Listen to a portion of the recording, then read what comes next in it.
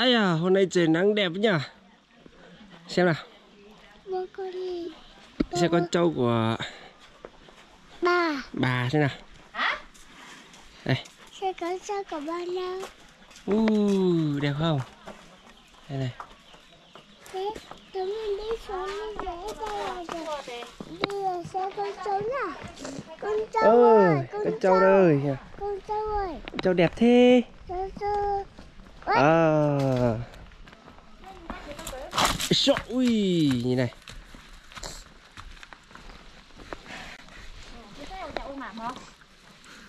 Nó con trâu đấy. Con trâu của ông đấy. Hả?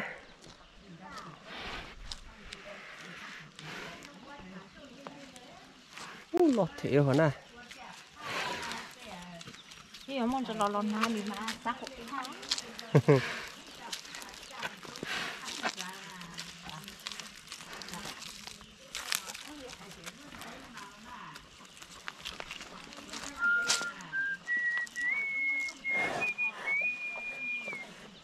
Ôi rồi. Bây giờ mới bắt đầu đẹp đi.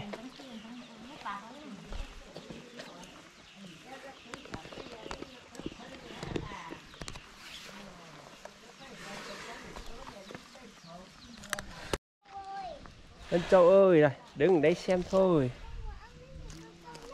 Ăn mì con trâu á. Ăn đâu nè.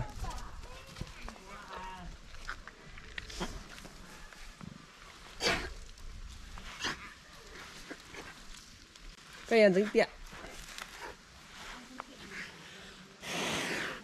Ăn dính tiện thằng dưới cái sách. Ui.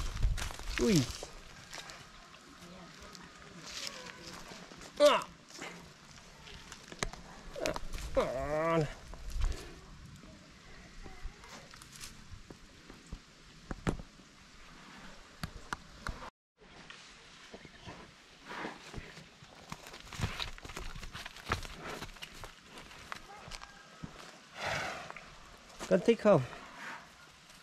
Thích con trâu của ông không? Đây. Cứ mua về cái sừng ngắn bằng một gang này. Nuôi được 3 năm nay. Đẹp rồi đấy.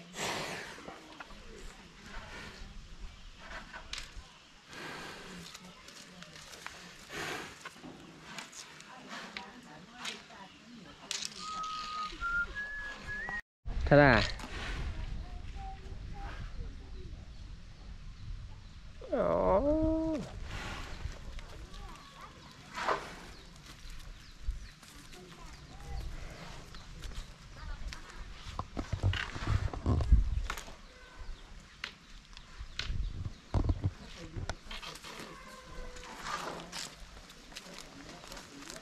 Con thích không?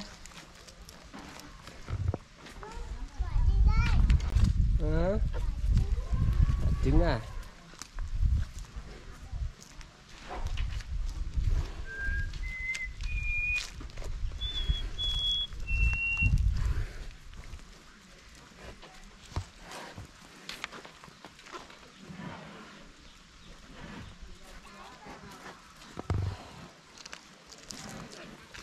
Đẹp không?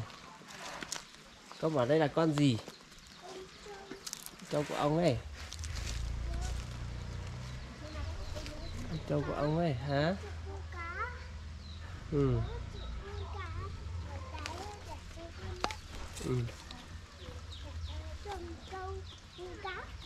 Hả?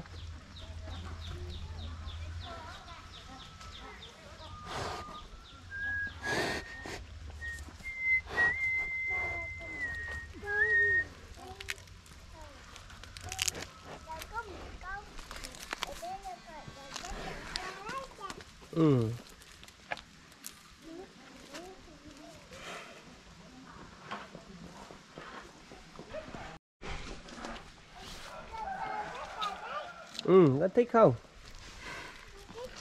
Thích thật không? Nhìn mắt này. Mắt của nó này.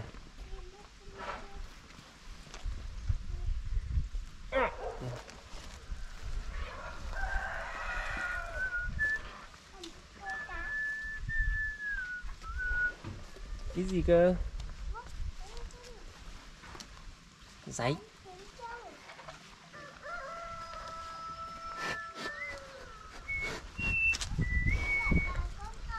Hả? Cái gì? Có phải gì? Ừ. Thôi quay như thế này thôi nhá. Chụp kiểu ảnh nhá.